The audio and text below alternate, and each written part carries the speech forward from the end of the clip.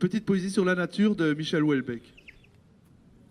Je ne jalouse pas ces pompeux imbéciles qui s'extasient devant un terrier de lapin. Car la nature est laide, ennuyeuse et hostile. Elle n'a aucun message à transmettre aux humains. Il est doux, au volant d'une puissante Mercedes, de traverser les lieux solitaires et grandioses. Manœuvrant subtilement le levier de vitesse, on domine les monts, les rivières et les choses. Les forêts toutes proches glissent sous le soleil et semblent refléter d'anciennes connaissances. Au fond de leur vallée, on pressent des merveilles.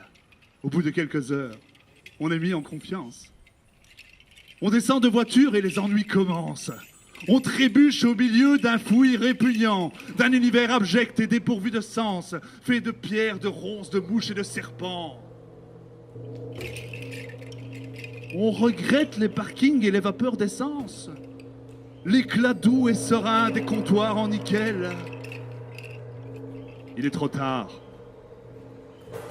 Il fait trop froid. La nuit commence. La forêt vous étreint dans son rêve cruel. Charlie Baudelaire. Il a écrit des trucs dégueulasses sur nous, dont Le Belge et la Lune.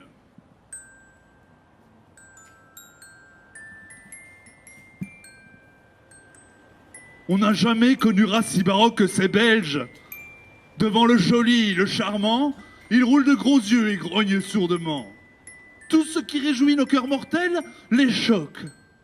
Une parole plaisante, et leur œil devient gris et terne comme l'œil d'un poisson qu'on fait frire. Une histoire touchante, ils éclatent de rire pour faire voir qu'ils ont parfaitement compris.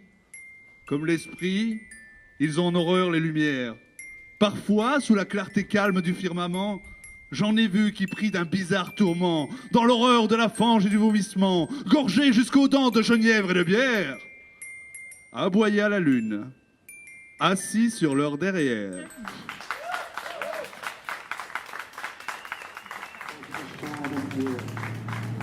Là, tout décor et beauté, Cheyenne, on arrive.